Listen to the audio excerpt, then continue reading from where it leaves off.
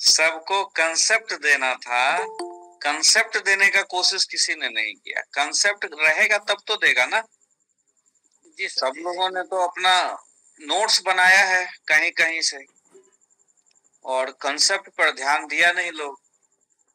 हर चीज लिंक है एक दूसरे से, अगर कंसेप्ट है तो फिर सब कुछ है। चलिए, हमारे सीरियस स्टूडेंट लोग जुड़ चुके हैं, अदिति, धीरेन्द्र, रिंकी, शशि और एक प्रभात जी भी हैं। प्रभात जी थोड़े सीरियस तो हैं, इंजीनियरिंग बैकग्राउंड है, लेकिन सीरियसली नहीं लेते हैं लगता है चीजों को अभी। पहला क्वेश्चन है, what is importance of human capital, और इसका टेस्ट का नाम ही था कंसेप्ट चेक टेस्ट।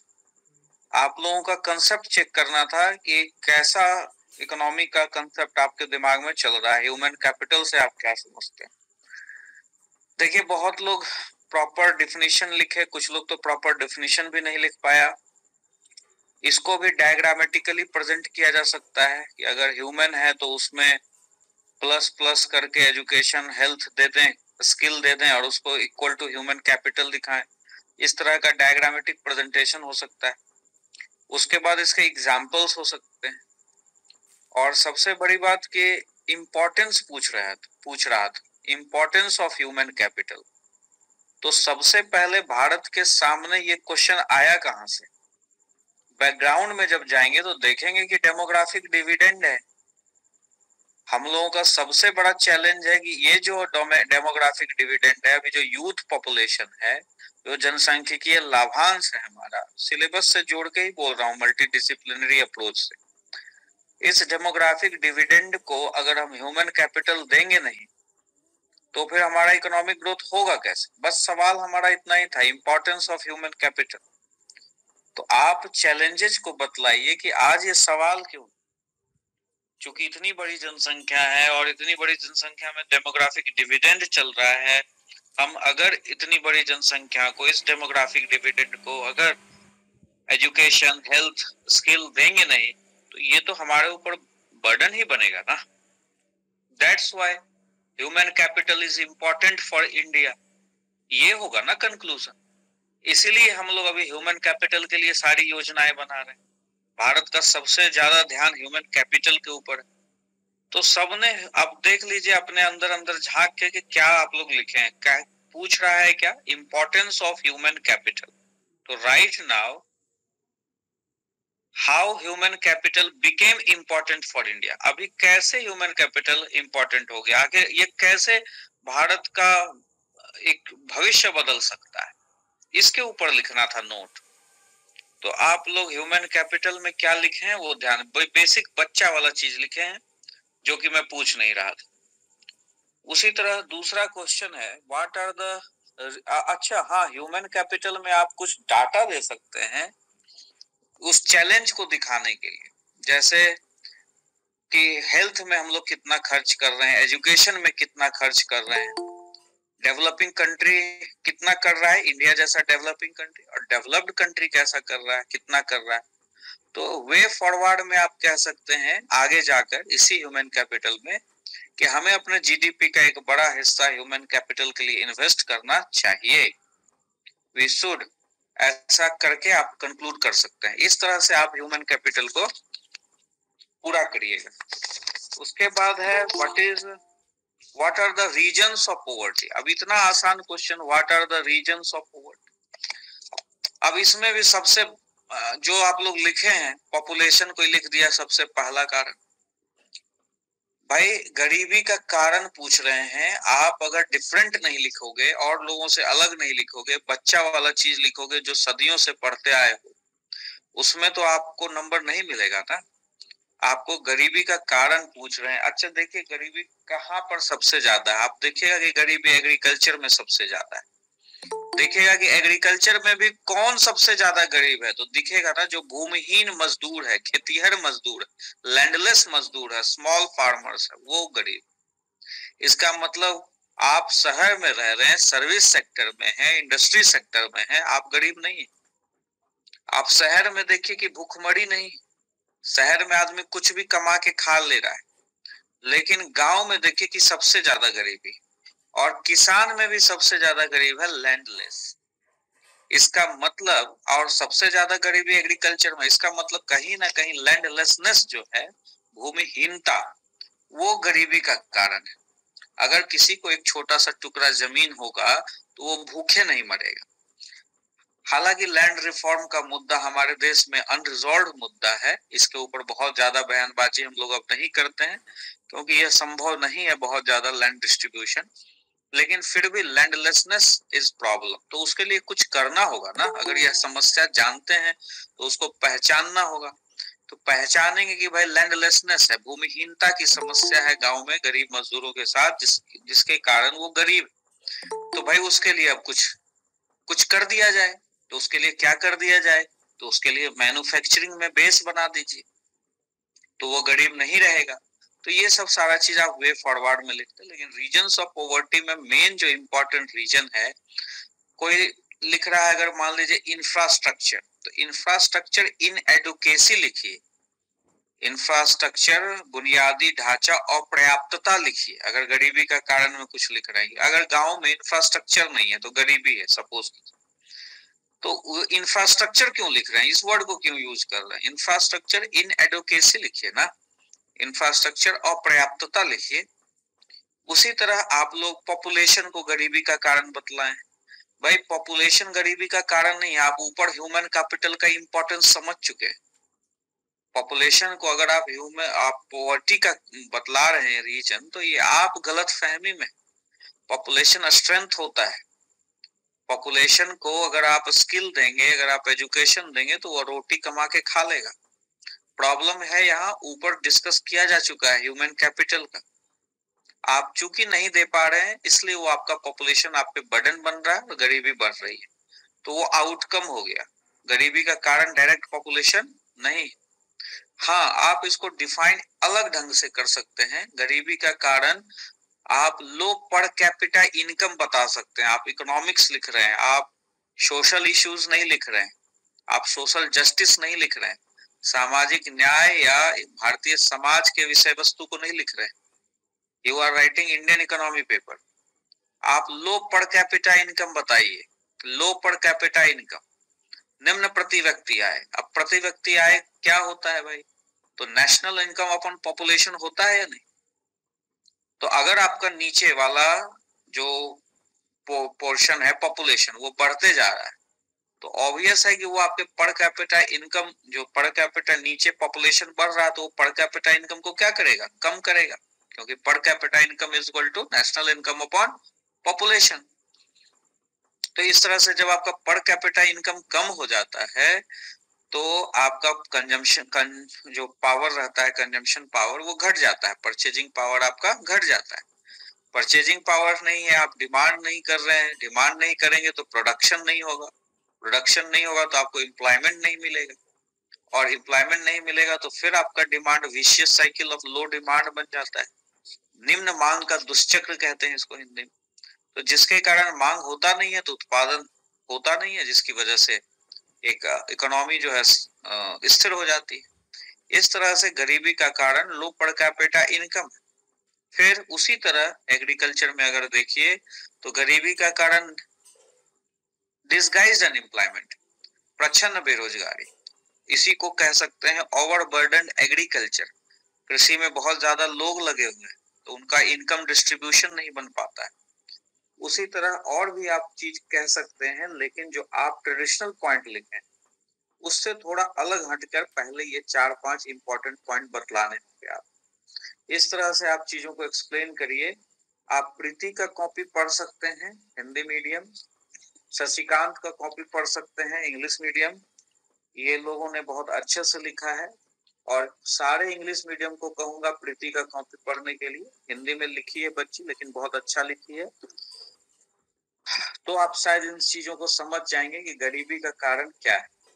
आप लोग जो ट्रेडिशनली पढ़ते आ रहे हैं उसको मत लिखिए, नंबर नहीं मिलेगा, आपको डिफरेंटली लिखना पड़ेगा। फिर है फूड सिक्योरिटी। फूड सिक्योरिटी में भाई बहुत सारे इश्यूज हैं। फूड सिक्योरिटी में सिर्फ भरपेट खाना नहीं होता है, फूड अवेलेबिलिटी नहीं होती है, फूड सफिशियंसी ही फूड सिक्योरिटी में नहीं होती है। बहुत लोगों ने तो इसको डिफाइन भी ढंग से नहीं किया है। फूड सिक्योरिटी में फूड सफिशिएंसी, अवेलेबिलिटी, एक्सेसिबिलिटी, उसकी पहुंच, और उसके बाद reduction of wastages you need to include, कि फूड सिक्योरिटी में हमें खाद्यान्नों को नष्ट खराब होने से बचाना भी है, तभी फूड सिक्योरिटी संभव है। आपके देश में 50-60 हजार करोड़ का वेस्टेज हो जाता है फूड ग्रेन का। और पता है प्रोडक्टिविटी, सिर्फ प्रोडक्शन बढ़ाने से प्रोडक्टिविटी नहीं बढ़ता है, उत्पादन बढ़ाने से उत्पादकता नहीं बढ़ता है। उत्पादकता बढ़ता है वेस्टेज को कम करके भी। तो आपको प्रोडक्टिविटी जो होती है वो होती है, एक प्रोडक्टिविटी जो होती है वह होती है, एक फोन आ गया था इसलिए थोड़ा डिस्टर्ब हुआ होगा। प्रोडक्टिविटी जो होती है वह होती है पर एकरेज प्रोडक्शन।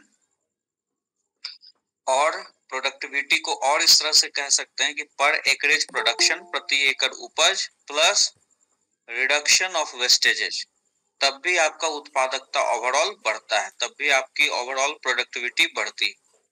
तो फूड सिक्योरिटी का क्वेश्चन है, इसमें फूड सफिशिएंसी बतलाइए, मतलब फूड अवेलेबिलिटी, एक्सेसिबिलिटी बतलाइए, पहुंच बतलाइए। उसके बाद वेस्टेज को जो कम करना है वह भी खाद्य सुरक्षा का भाग है। Reduction in vestiges also increases productivity, so that is also part of food security. उसके बाद चौथा और मोस्ट इंपॉर्टेंट, न्यूट्रिशनल सिक्योरिटी। बहुत लोगों ने, मतलब एक आध लोगों ने लिख दिया तो लिख दिया, अदरवाइज पोषण सुरक्षा को किसी ने शामिल नहीं किया खाद्य सुरक्षा में। खाद्य सुरक्षा का एक बड़ा भाग आज की डेट में न्यूट्रिशनल सिक्योरिटी है। तो पहला तो यहाँ इसको डिफाइन ही नहीं किया आप लोग बढ़िया से फूड सिक्योरिटी को, क्योंकि कंसेप्ट क्लियर नहीं है। जहां तहां पढ़ के सिर्फ नोट्स बनाने से होगा नहीं, किसी भी चीज को समझना चाहिए, खाद्य सुरक्षा का डायमेंशन समझना चाहिए। सरकार अगर कोई कार्यक्रम भी कर रही है तो इन सारी चारों बातों को ध्यान में रखकर कर रही है। प्रोडक्टिविटी बढ़ा रही है किस लिए? फूड सिक्योरिटी के लिए। वेस्टेज को रिड्यूस कर रही है किस लिए? फूड सिक्योरिटी के लिए। उसी से क्वेश्चन में लिंक करके पूछा कि इसमें बफर स्टॉक का महत्व बताइए। तो जब आप ऊपर में लिखिएगा वेस्टेज को रिडक्शन करना, तभी तो यहाँ बफर स्टॉक को एक्सप्लेन कर सकते हैं, नहीं तो बफर स्टॉक का फूड सिक्योरिटी से क्या लेना देना। आज बफर स्टॉक है तो आप मिड डे मील में अनाज बांट पा रहे हैं, आज बफर स्टॉक है तो आपका पीडीएस सिस्टम चल रहा है। तो बफर स्टॉक का तो लेना देना है, बफर स्टॉक का वेस्टेज से लेना देना है। आपने फूड सिक्योरिटी में तो वेस्टेज को डिफाइन किया नहीं, तो आपने अच्छे से बफर स्टॉक को एक्सप्लेन किया नहीं, आपका वो पार्ट रह गया। उसी तरह है यहाँ पर फिर क्वेश्चन में एमएसपी। अब भाई एमएसपी में यहाँ लोगों ने ये किया है, ये जितना जानते थे उतना उन्होंने लिख दिया है। एमएसपी यहाँ पूछ रहा है फूड सिक्योरिटी से।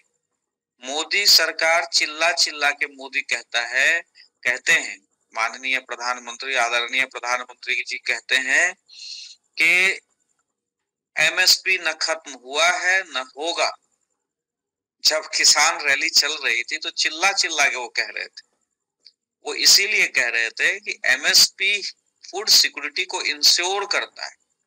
एमएसपी एक गारंटी प्राइस है जो किसानों को दिया जाता है, 22 क्रॉप के लिए दिया जाता है मेनली। उसमें इन क्रॉप्स को किसान उपजाते हैं, उनकी उपज का दाम मिल जाता है आसानी से, इसलिए किसान इन फसलों को प्रोडक्शन में इंटरेस्ट लेते हैं। अगर एमएसपी नहीं रहेगा तो शायद किसान एक्सोटिक वैरायटी ऑफ फ्रूट्स उपजाए, कॉमर्शियल क्रॉप उपजाए, और जिससे फूड सफिशिएंसी पे खतरा हो सकता है। इसीलिए एमएसपी इन 22 फसलों पर दिया जाता है, दिया जाता रहेगा, दिया जाता था, है और रहेगा। इसलिए एमएसपी एंश्योर फूड सिक्योरिटी, ये बात आपको समझानी थी। अब एमएसपी की जितनी कमियां हैं क्या है सब आप लोगों ने लिख दिया, जो कि पूछ नहीं रहे थे। कंसेप्ट पूछ रहे हैं, 10-10 नंबर का सवाल है, तो जो चीज पूछा जा रहा है वो लिखिए। यही तो आप लोग 40 नंबर वाले सवाल में भी गलती करते हैं। अब यहाँ जब छोटे सवाल में आप समझ नहीं पा रहे हैं कि आपको क्या लिखना है, तो बड़े बड़े सवालों में ऐसे ही अनाप शनाप लिख रहे हैं। एक सूरज कुमार का कॉपी है, देखिएगा उसको मैंने कितना कमेंट लिखा है, मतलब अननेसेसरी, अनाप शनाप, दिन भर क्लास में बैठा रहेगा, समझता है खूब, ऐसा लगता है, लेकिन उसका कॉपी में देखिएगा कि हमने कितना रंग रंगा है। मतलब अनाप शनाप अननेसेसरी का चीज जो नहीं पूछा है। भाई अब 40 नंबर का क्वेश्चन, इसका मतलब इंस्ट्रक्शन पढ़ने का भी नहीं है आप लोग। अगर आप लोगों को कोई भी चेंज कर देगा, जेपीएससी 20-20 नंबर का पूछ देगा सवाल, एक ही सेक्शन में हो सकता है 10 और 20 नंबर का सवाल दे दे, 4 क्वेश्चन लिखने बोल दे एक ही ग्रुप में, तो आप लोग तो इंस्ट्रक्शन भी नहीं पढ़िएगा, सभी को 40-40 नंबर का लिखने लगेगा। अननेसेसरी लिखे जा रहा है, जो नहीं पूछा गया है। अगर देखा जैसे फूड सिक्योरिटी, उसको क्लास में जितना पढ़ाया गया था सब लिख दिया, तो इस तरह से नहीं चलेगा। आपको जो पूछा जा रहा है वो समझिए। डिफाइन फूड सिक्योरिटी, तो फूड सिक्योरिटी का एस्पेक्ट्स होता है, फूड सफिशिएंसी, फूड जिसको अवेलेबिलिटी कहते हैं, पर्याप्तता, उसके बाद वितरण, बांटा कैसे जाता है, डिस्ट्रीब्यूशन, उसके बाद होता है न्यूट्रिएंट, उसमें पोषण इंपॉर्टेंट होता है। उसके बाद एक और जो आपको बुक में नहीं मिलेगा, वो कंसेप्ट से मिलता है, रिडक्शन इन वेस्टेजेज, यह भी फूड सिक्योरिटी का भाग है। तो पहले इस तरह से फूड सिक्योरिटी को डिफाइन कर दिया, उसके बाद बफर स्टॉक लिंक मिल गया, भाई बफर स्टॉक किस लिए फूड सिक्योरिटी के लिए जरूरी है, तो वेस्टेज रोकने के लिए। आज फूड बफर स्टॉक है तो इतने सारे गवर्नमेंट के कार्यक्रम चल रहे हैं, पीडीएस चल रहा है, मिड डे मील चल रहा है, वगैरह वगैरह। एमएसपी कैसे जरूरी है, तो इट इंश्योर फूड सिक्योरिटी। इससे 22 फसलों का कम से कम किसान को ये लगता है कि इसको उपजाएंगे तो हमें कोई अगर दाम नहीं देगा तो सरकार देगा, तो चलो इसी की उपज करते हैं, इससे खाद्यान्न पर्याप्तता आपके देश में हमेशा बनी रहेगी। इसलिए एमएसपी का होना बहुत जरूरी है अगर आप फूड सिक्योरिटी चाहते हैं। तो एमएसपी है तो फूड सिक्योरिटी है, और इसी कारण से एमएसपी को कभी अभी हटाया जाने का नहीं सोचा जा रहा है भारत जैसे देश। तो ये चीजें समझनी थी यहाँ, जिसको आप लोग समझे नहीं। चौथा क्वेश्चन पूछ रहे हैं, सोर्सेस ऑफ रूरल क्रेडिट, ग्रामीण जो साख होता है उसका स्रोत पूछ रहा हूँ। फिर डेब्ट trap situation of poor people पूछ रहा हूँ। तो सोर्सेस बतला दिए, तो भाई सोर्सेस बतला रहे हैं तो कुछ डाटा दे दीजिए। किसान क्रेडिट कार्ड कितना बांटा जा रहा है, और नाबार्ड से क्या हो रहा है, नाबार्ड से रिलेटेड बजट में कुछ नया चीज आया है वो बतलाइए। मैंने अपने क्लास में कुछ बतलाया है, इन सब चीजों को अगर ध्यान दीजिएगा तो ये सब लिख पाइएगा। अलग से एक फंड बना है नाबार्ड के अंदर, वो किसानों के लिए है, वो सब कोई लिखा ही नहीं, कंटेम्प्रेरी चीज कोई लिखा ही नहीं। उसके बाद सब महाजन पे आ गया, और आरआरबी, नाबार्ड, ये सब लिख दिया। और उसके बाद रूरल डेब्ट ट्रैप को बताने लगा तो महाजन को ही रिस्पॉन्सिबल बताया। अच्छा, महाजन रिस्पॉन्सिबल है, और जो माइक्रो फाइनेंस के चक्कर में फंस के किसान सुसाइड कर रहा है वो किसी ने भी नहीं बतलाया। आपको पता है 2012 में 11-12 में जितने किसान सुसाइड कर रहे थे वो सब माइक्रो फाइनेंस इंस्टीट्यूशन से लोन लिए हुए थे। माइक्रो फाइनेंस इंस्टीट्यूशन को मैं पढ़ाते समय मैंने बतलाया है, मल्टी डिसिप्लिनरी अप्रोच से चलेंगे तो समझ पाएंगे, क्योंकि ये टॉपिक अलग वो टॉपिक अलग। माइक्रो फाइनेंस इंस्टीट्यूशन में यह था कि आपको महाजन से कम रेट पर उधार देना है, और माइक्रो फाइनेंस इंस्टीट्यूशन ने ये क्या बदमाशी की कि महाजन देता था 28% पर, तो माइक्रो फाइनेंस इंस्टीट्यूशन देता था 26%। तो भाई 26% भी तो बहुत ज्यादा है। अब किसान को क्या लगा कि अच्छा 28% पे दे रहा है और ये 26% पे दे रहा है, तो माइक्रो फाइनेंस से ले लिया।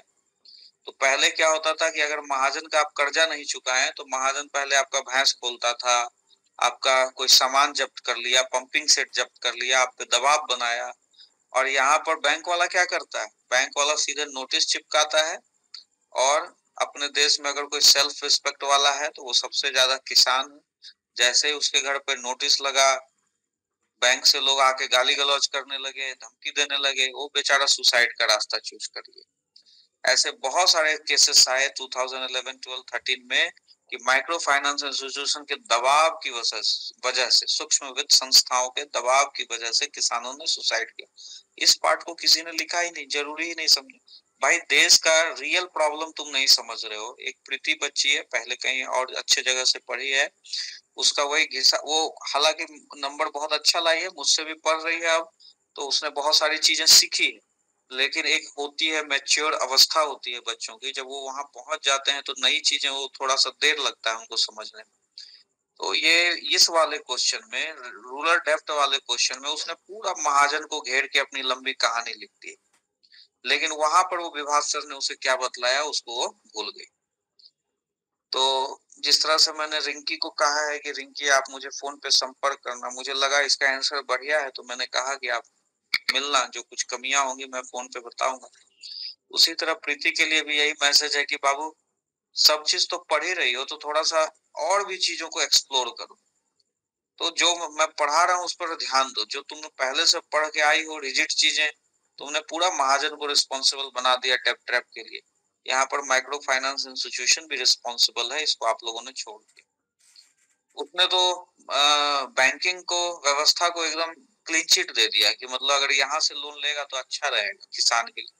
भाई किसान को, और एक रीजन ये दिया कि किसान को वहां से लोन नहीं मिलता है, तब जाके वो महाजन से लोन लेता है और इस तरह से डेब्ट ट्रैप में फंस जाता है। ये गलत कंसेप्ट है। आज की डेट में किसानों को लोन देने के लिए तरह तरह की पहल चल रही है।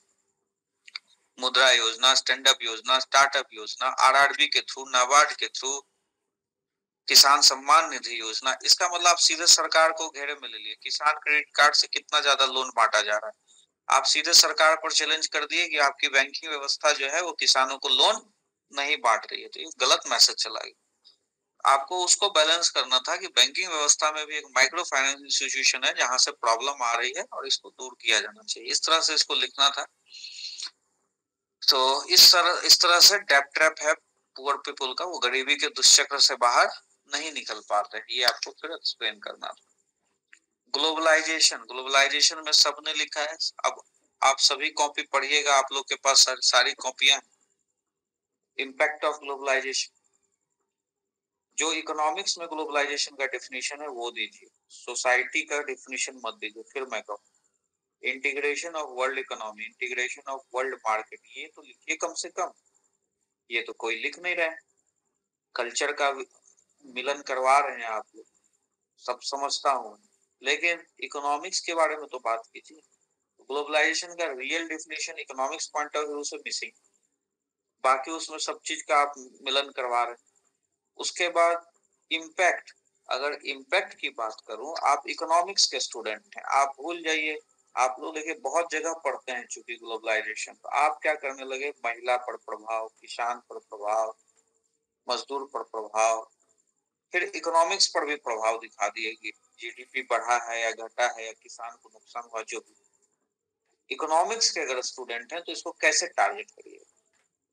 आप अपने सेक्टर को देखिए, primary sector, secondary sector, tertiary sector, ये सेक्टर कैसे लाभान्वित हुए या कैसे इनको नुकसान हुआ। आप आराम से एक्सप्लेन कर सकते हैं, बहुत सारे पॉइंट मिलेंगे आपको। प्राइमरी में आ गया एग्रीकल्चर, प्राइमरी में आ गया किसान, पकड़ा गया वो पॉइंट जो आप अलग से किसान के लिए लिख रहे थे।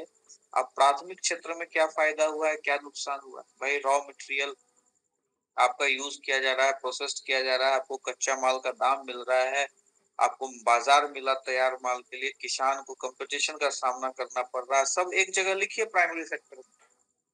यहाँ पर आपको सकारात्मक और नकारात्मक पॉइंट पूछा गया, नहीं पूछा गया। भाई जब नहीं पूछा गया तो आप पॉजिटिव इम्पैक्ट, निगेटिव इम्पैक्ट तो अलग अलग बना के क्यों दे रहे हैं। आपसे पूछा इम्पैक्ट, प्रभाव, प्रभाव हो सकता है पॉजिटिव निगेटिव, लेकिन आप लोगों ने जो पढ़ा है पॉजिटिव और निगेटिव, तो आपने हेडिंग बनानी शुरू कर दी और सबके कॉपी में एक ही जैसा, सकारात्मक नकारात्मक, सकारात्मक नकारात्मक, पॉजिटिव निगेटिव। जब सब एक जैसा लिखिएगा तो कैसे नंबर। टारगेट कीजिए, आपसे प्रभाव लिखा है, हेडिंग दीजिए impact of globalization in India, directly hit the question. उसके बाद लिखिए सेक्टर वाइज इसको हम डील कर रहे हैं। फिर प्राइमरी सेक्टर, अब प्राइमरी सेक्टर में जो पॉजिटिव निगेटिव है सारा लिखिए। सेकेंडरी सेक्टर, उद्योगों को कैसे फायदा हुआ है लिखिए। उद्योगों को अगर कहीं नुकसान हुआ है तो वो बतलाइए। माइग्रेशन पर क्या प्रभाव पड़ा है वो यहीं आ जाएगा। बहुत सारे पॉइंट आपको मैन्युफैक्चरिंग इंडस्ट्री के लेवल पर यहाँ मिल जाएंगे। तो इसमें मजदूरों की स्थिति भी व्यक्त हो गई, जो आप अलग से लिख रहे हैं ये सेकेंडरी सेक्टर में आ जाएगा। भाई मजदूरों को हार्श सिचुएशन में काम करना पड़ रहा है, वेजेज कम, एक्सेट्रा एक्सेट्रा। फिर टर्शियरी सेक्टर में लिखिए सेवा में बूम हुआ, फायदा हुआ, फिर सेवा में महिला के लिए आपको अलग से चिंता करने की क्या जरूरत है, यहीं पर एक पॉइंट डाल दीजिए, सर्विस सेक्टर में वुमेन पार्टिसिपेशन बढ़ा, फायदा हुआ। लेकिन यही वुमेन सिक्योरिटी जियोपार्डाइज हुआ, रात में वो आती है, किडनैप हो जाता है, रेप हो जाता है। इन सब चीज पॉलिसी प्रॉब्लम्स है, इसको आगे ठीक किया जा सकता है सीसीटीवी कैमरा लगा के वगैरह। सोसाइटी का कुछ देना है तो अदर्स एक कॉलम दे दीजिए, अदर्स एक कॉलम दे दीजिए, उसमें बुजुर्ग पर, बच्चे पर, या आपको जो भी समाज की चीजों पर प्रभाव दिख रहा है ग्लोबलाइजेशन का, आपको वो लिख दीजिए।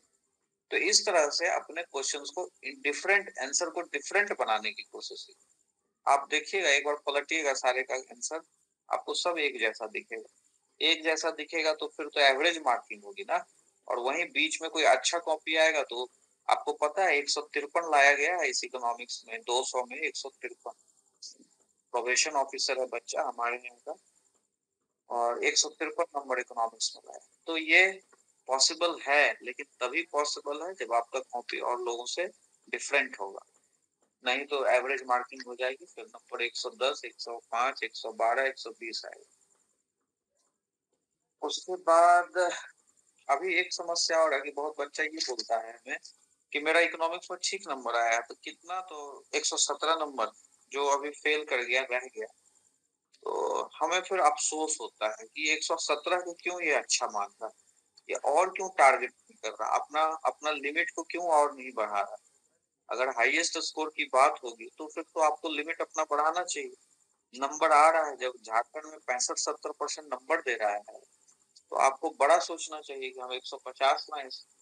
तो उस हिसाब से अपने आंसर्स को डिफरेंट कीजिए। फिर नेक्स्ट क्वेश्चन है, what is good subsidy versus bad subsidy. What is good subsidy versus bad subsidy, अच्छी सब्सिडी क्या है और बुरी सब्सिडी क्या है। अगर आप good subsidy, bad subsidy, economics में जो सब्सिडी होती है उसको कहते हैं, प्रोडक्शन पे जो सब्सिडी दी जाती है वो अच्छी होती है, कंजम्पशन पे सब्सिडी जो दी जाती है वो बर्डन माना जाता है, कम से कम होना चाहिए, इससे बचना चाहिए, ये इकोनॉमिक्स कहता है। लेकिन बीइंग ए वेलफेयर गवर्नमेंट आप तो सब्सिडी प्रोवाइड करेंगे, क्योंकि आप इतने बड़े डेमोक्रेसी में हैं। तो बीइंग ए वेलफेयर, कल्याणकारी राष्ट्र होने के नाते आपको कुछ सब्सिडी तो देनी है। तो वहां पर कुछ वेलफेयर सब्सिडीज भी होती है जो दिया जाता है। अब इसमें क्या है कि आपने ये डिफाइन कर दिया, उसके बाद आप एग्जांपल्स दे सकते हैं गुड सब्सिडी, बैड सब्सिडी। मान लीजिए लोन वेवर दिया जाता है। अब लोन वेवर दिया, लोन वेवर की जगह अगर आपके फसल के इंश्योरेंस है किसानों के लिए, तो आपको कभी लोन वेवर की जरूरत ही नहीं पड़ेगी। लोन वेवर इमरजेंसी के लिए हो सकता है, लेकिन अगर लोन वेवर को नियम बना लिए, मान लीजिए दिल्ली दिया, उसके बाद झारखंड दिया, फिर उत्तराखंड भी दे दिया, तो यहाँ वोट बैंक पॉलिटिक्स के चक्कर में ये सब चलते रहता है सब्सिडी। तो आप लोन वेवर दे दिए तो वो तो बर्डन बनेगा, उससे क्या होगा, फिस्कल डेफिसिट होगा। फिस्कल डेफिसिट राजकोषीय घाटा।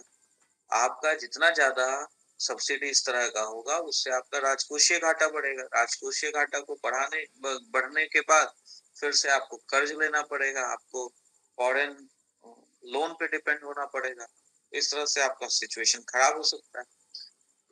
उसी तरह मान लीजिए एग्रीकल्चर में जाइएगा, तो डीजल सब्सिडी दे रहा है या इलेक्ट्रिसिटी सब्सिडी दे रहा है, और वहां किसान पंपिंग सेट पर खूब पानी चलाया जा रहा है, डीजल का प्रयोग कर रहा है, बिजली का प्रयोग कर रहा है, वाटर लॉगिंग का समस्या हो गया, सैलिनेशन का समस्या हो गया, किसान को उर्वरक दे रहा है सब्सिडी में, ज्यादा यूरिया डाल रहा है, ज्यादा वो एनपीके डाल रहा है, उससे उसका फर्टिलाइजर का, उससे उसका मिट्टी का कॉम्बिनेशन खराब हो गया। तो सब्सिडी जो है वह देनी चाहिए कहाँ, तो अब एमएसएमई में दो ना यार subsidy, micro small medium enterprises को दो छूट, वहां आपका काम करेगा। क्यों? क्योंकि एग्रीकल्चर में डिसगाइज अनएम्प्लॉयमेंट है। एमएसएमई अगर आगे बढ़ता है, आप देखिएगा एमएसएमई पढ़िएगा, तो देश का 30-40% एक्सपोर्ट एमएसएमई करता है। आपके बहुत सारे लोगों को ये एम्प्लॉयमेंट देता है, जीडीपी में कंट्रीब्यूट करता है। तो जब इतना सारा चीज है और एग्रीकल्चर में डिसगाइज अनएम्प्लॉयमेंट है, तो एमएसएमई को सब्सिडी दो, उसको बढ़ाओ, प्रमोट करो। उधर से इधर किसान जो डिसगाइज अनएम्प्लॉयमेंट में लगा हुआ है, वो लोग भी मूव करेगा उधर, तो समस्या तो अपने आप सॉल्व होगी। तो अगर आपको वेलफेयर सब्सिडी ही देना है, तो उसको इस तरह से टारगेट करना होगा, किस लोग को दिया जाए जिससे इसका दूरगामी असर, इसका मल्टीप्लीकेशन हो। ऐसा नहीं कि वो सब्सिडी एक कंजम्पशन के रूप में खराब हो जाए। किसान क्योंकि एक बहुत बड़ा कंज्यूमर माना जाता है। अगर आप किसान सम्मान निधि में अभी खर्च कर रहे हैं, तो यह भी माना गया कि किसान सम्मान निधि से किसान जो है बीज खाद खरीदेगा, लेकिन कि सरकार ऐसा मान रही है कि किसान सम्मान निधि योजना किसान के सपोर्ट के लिए, मतलब उसको कोई भी प्रोडक्शन से लेना देना नहीं। मैं ये नहीं कह रहा कि किसान सम्मान निधि नहीं देनी चाहिए, देनी चाहिए, लेकिन लोन वेवर जैसी स्कीम को पॉलिसी नहीं बनानी चाहिए। आपको सब्सिडी वहां पर देनी चाहिए जहां से उसका मल्टीप्लिकेशन ज्यादा। इस तरह से एग्जाम्पल दे दे के आप इसको प्रूव कर सकते थे। नेक्स्ट क्वेश्चन है कि status of poverty in Jharkhand and India. Data कुछ लोगों ने दिया है, पुराने कुछ डाटा दिए आप लोगों ने, अच्छी बात है, देना चाहिए, क्योंकि हमारे पास डाटा तो बहुत ज्यादा है नहीं। Who cares for poor people in India और स्पेशली इन झारखंड? तो बात तो यही है, बहुत ज्यादा डाटा हमारे पास नहीं है, लेकिन फिर भी इकोनॉमिक सर्वे को बहुत लोगों ने कोट किया, अच्छा है, बहुत बढ़िया। और हमारे पास जब रिसेंट नहीं है तो 2017-18 का भी दे रहे हैं, तो कोई दिक्कत वाली बात नहीं है। जब जहां का मिले 2-4 साल का दिया है लोगों ने, बढ़िया। लेकिन बहुत लोगों ने यूएनडीपी वाला डाटा छोड़ दिया, जो स्पेशली झारखंड के लिए बड़ा अचीवमेंट वाला डाटा है। गरीबी कम हुई है, ये किसी ने नहीं बताया। आप लोग सारे अपने अपने कॉपी देखिए, झांकिए, बहुत बड़ा अचीवमेंट है इंडिया और झारखंड की। पॉवर्टी कम हुई। आप लोग पॉवर्टी को सब दिन समस्या ही बना के रखना चाहते हैं, दिमाग में बिठा ली भाई। मनरेगा हिट योजना, मनरेगा की वजह से पॉवर्टी कम हुई है। आप देश में फूड सिक्योरिटी योजना चला रहे हैं, वो पॉवर्टी कम हुई है। मल्टी डायमेंशनल पॉवर्टी यहाँ बहुत कम हुई है। 72% गरीबी थी झारखंड में, अब 30% घट के अब 40-42% बची। इंडिया में मल्टी डायमेंशनल पॉवर्टी कम हुई है। यूएनडीपी का डाटा है 2006 से 16 तक का, 19 में पब्लिश हुआ है। आप लोग तो गरीबी को ऐसे कटघरे में खड़े हुए हैं कि न कभी कम हुआ ही नहीं, न तुम कम हुआ है, न तुमको हम लिखेंगे। गरीबी कम हुई है, अभी हाल का रिपोर्ट है। स्टेटस इसीलिए तो पूछा कि आपका कंसेप्ट मैं चेक कर रहा हूँ कि आप गरीबी को किस तरह से देखते हैं। भाई गरीबी समस्या है, मैं मान रहा हूँ गरीबी समस्या है, लेकिन स्टेटस पूछ रहा है कि अभी गरीबी की स्थिति क्या है। तो अभी खुशी नहीं है आपको कि गरीबी कम हुई है? ये डाटा तो आप लोगों ने बताया ही, आप तो इसको कटघरे में खड़ा किए हुए।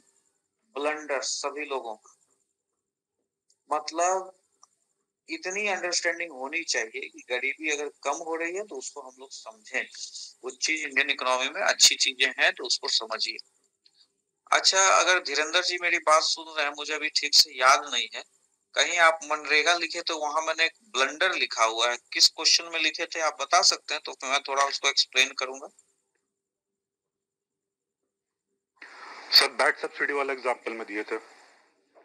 हाँ बिल्कुल। अच्छा ये बताइए कि मनरेगा जो 36,000 करोड़ रुपया दे रहा था यूपीए सरकार, मतलब अपोजिशन जो है उसको गाली दे रहा था कि आपका जीता जागता फेलियर का नमूना है।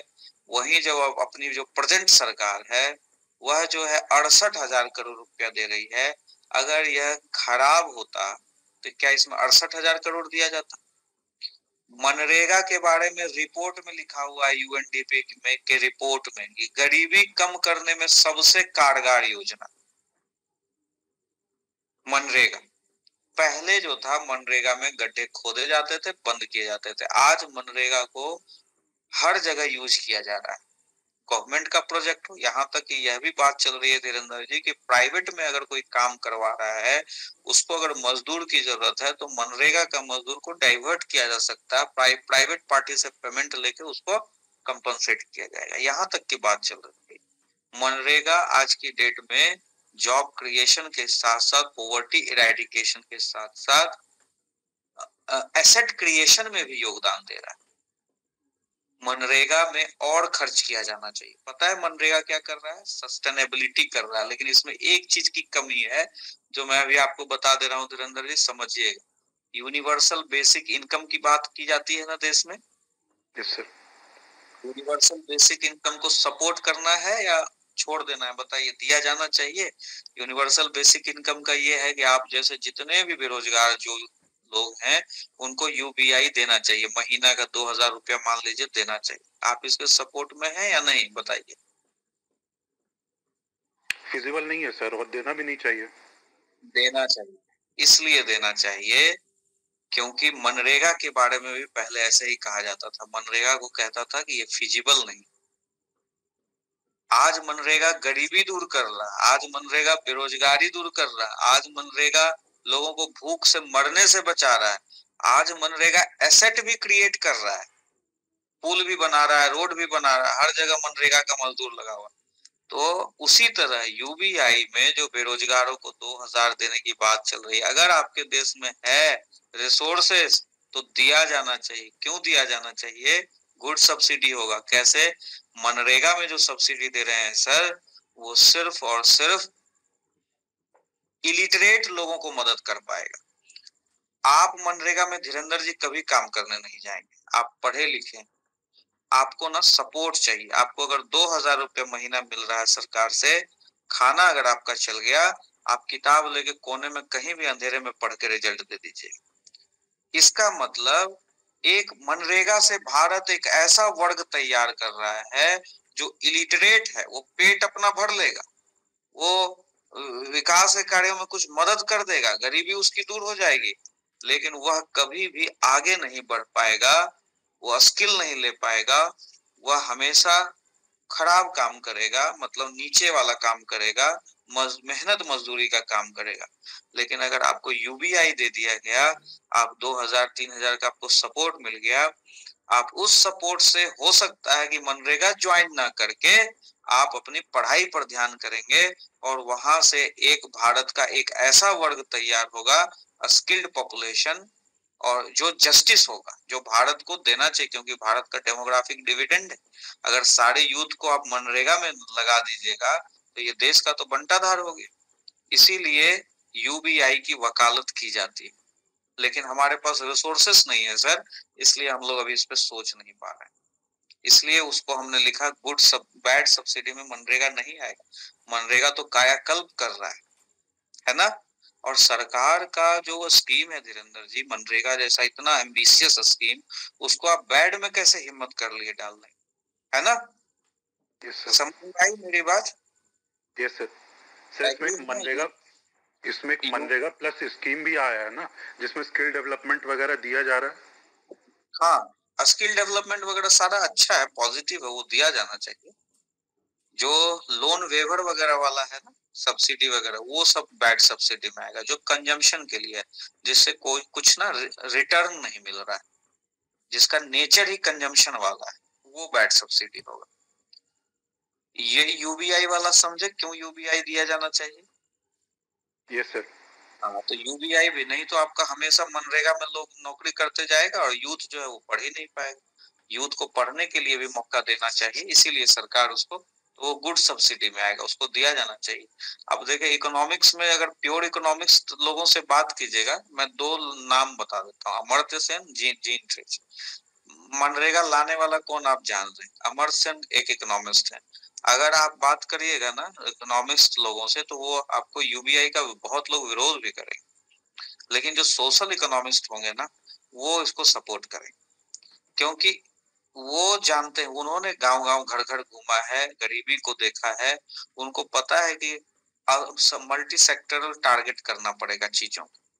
आप अगर सीधे डेवलपमेंट की बात करेंगे तो ऐसे नहीं होगा। कुछ स्पॉन्सर्ड डेवलपमेंट खुद अपने आप से होता है। अगर उसको यूबीआई मिल जाएगा, वो अपना आप रोजी रोटी कमा लेगा। ठीक है, तो इस तरह से चलिए आगे। स्टेटस ऑफ पॉवर्टी वाला समझाया कि जो गरीबी कम हुई है, वो मैं चेक करना चाहता था कि कोई बच्चा लिख रहा है कि नहीं लिख रहा है कि गरीबी कम हुई है। किसी ने लिखा है? ये कमी रह गई इस क्वेश्चन।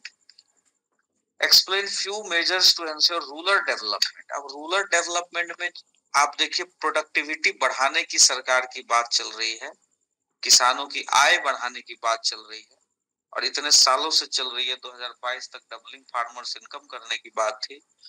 गांव के विकास के लिए जरूरी क्या है? तो प्रोडक्टिविटी, इनकम बढ़ेगी, अपने आप गांव का विकास होगा। इसको टारगेट करने के बाद आप गांव के इंफ्रास्ट्रक्चर पे आ सकते हैं। गांव के कम्युनिकेशन, ये इलेक्ट्रिसिटी, रोड्स, ड्रिंकिंग वाटर, इन सब चीजों पे आते हैं। आप देखिएगा कि अपने देश में एक योजना चला था, हो रहा भारत निर्माण, वो स्पेशली गांव के लिए था। आप थोड़ा सा उसमें देखिए उसके कंपोनेंट क्या क्या थे, तो रूरल रोड, इलेक्ट्रिसिटी, ड्रिंकिंग। तो गांव का निर्माण, गांव कब विकसित होगा, जब शहरों की मूलभूत सुविधा आप वहां मुहैया करवाइए। तो पहले जो गांव की प्रॉब्लम है, प्रोडक्टिविटी कम होना या डिसगाइज्ड अनएम्प्लॉयमेंट या डबलिंग फार्मर्स इनकम, किसानों की आय दुगनी करनी है, ये सब के बारे में जो योजनाएं चल रही हैं वो लिखिए। फिर उसका आधारभूत इंफ्रास्ट्रक्चर की बात कर दीजिए।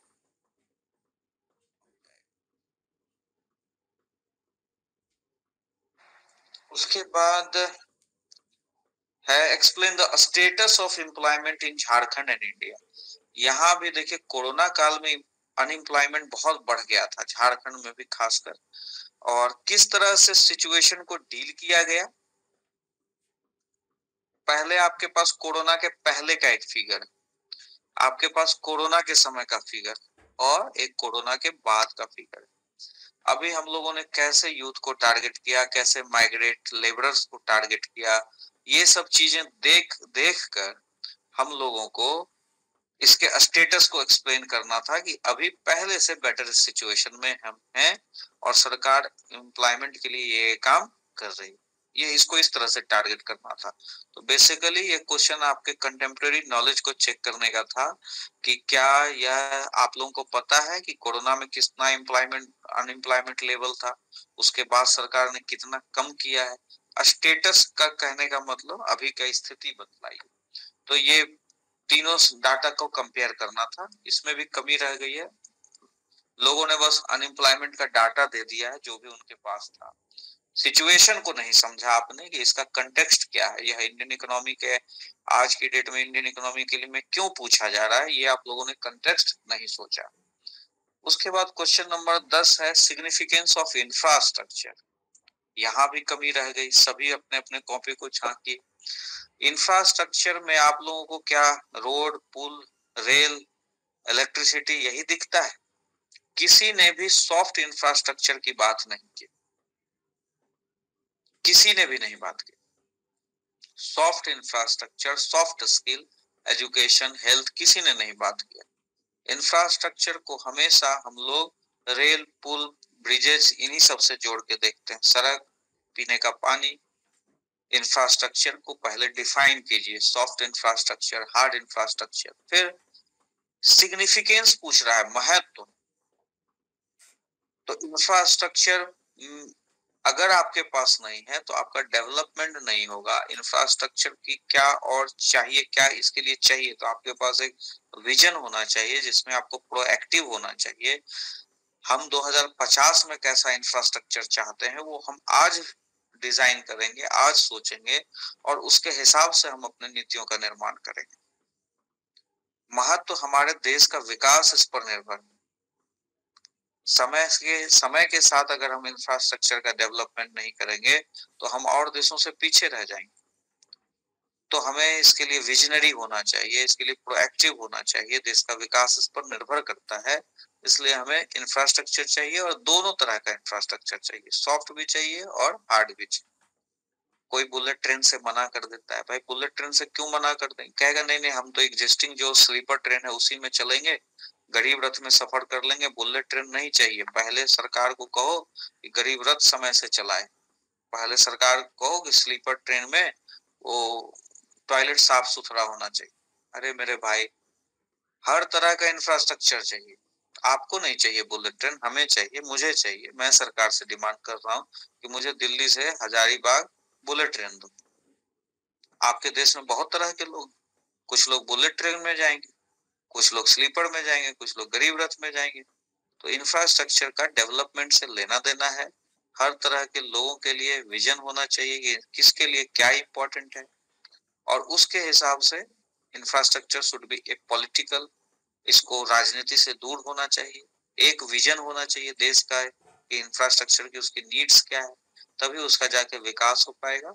यह विकास को सीधे जोड़ता है, ये इसका महत्व है। तो सॉफ्ट इंफ्रास्ट्रक्चर पे किसी ने जोर नहीं दिया, यह यहाँ पर कमी थी।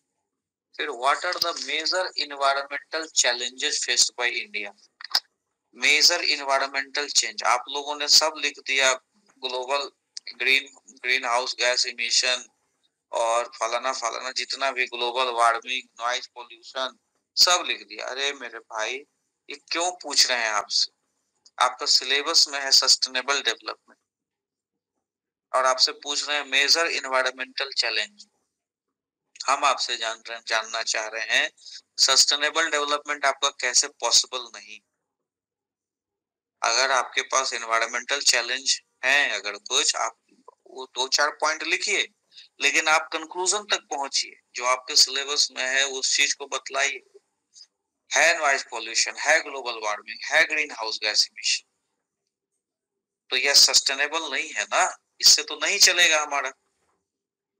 और देश में समस्या क्या है? देश में समस्या पॉवर्टी, और poverty and sustainable development can't go together. कोई गरीब आदमी जो है वो इन्वायरमेंट पे कितना ध्यान देगा? उसको कहिएगा कि मंदिर में लाउड स्पीकर मस्जिद में मत बजाओ, कहेगा नहीं बजाएंगे। उसको कहिएगा गंगा में मत डालो गंदा, कहेगा नहीं डालें। उसको कोई मतलब नहीं, उसको अपने पेट भरने से मतलब। तो मेजर इन्वायरमेंटल चैलेंजेस में सस्टेनेबिलिटी का इश्यू, सततता, और वो सततता में किस वजह से कमी रह रही है उसको भी यहाँ बताना था। तो आप कितना लिखिएगा बताइए, कितना इन्वायरमेंटल चैलेंजेस लिखिएगा? नॉइज पोल्यूशन, इसमें कितने पॉइंट होंगे आप? तो these are of course these are environmental challenges, but ultimately you need to provide solution। conclusion होना चाहिए कि सस्टेनेबिलिटी का इशू। सस्टेनेबल डेवलपमेंट गोल्स में आ गया पेड़ लगाना, ये करना वो करना, तो सस्टेनेबिलिटी का इशू है हमारा। इन्वायरमेंटल चैलेंजेस, यहाँ गरीबी भी समस्या है, उसको भी इसमें बतलाना था। Poverty and sustainable development can't go together, यह भी कंक्लूड करना था। तो इस तरह से आपके 11 क्वेश्चन से मैंने आपके कंसेप्ट चेक करने की कोशिश की है। और सभी लोग अपना कॉपी देखिएगा। एक प्रीति का, एक शशिकांत का, जो भी ऊपर से हैं कुछ लोग, उनके कॉपी अच्छे हैं। धीरेन्द्र जी का, ये सब देखिए, अपने आप के कॉपी को देखिए, दूसरे से पढ़िए, कंपेयर कीजिए। और ये वाला गूगल मीट अगर जरूरत पड़े तो फिर से एक बार सुन लीजिए, और ये सब कंसेप्ट पर ध्यान दीजिए, क्योंकि आपको यही कंसेप्ट आपको और की कॉपी से अलग बनाएगा। आप यूपीएससी तैयार किए, आप जेपीएससी दे रहे हैं, और आप अगर मनरेगा को कटघरे में खड़ा कर रहे हैं तो ये समस्या है। ये आपको इंटरव्यू में भी प्रॉब्लम कर देगा कहीं अगर फंसीएगा तो इस तरह से चीजें, कंसेप्ट पर ध्यान देना है। तो और किसी को कुछ पूछना है इसमें?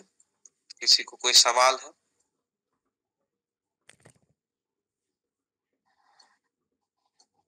कोई कुछ बोलना चाह रहे हैं? चलिए।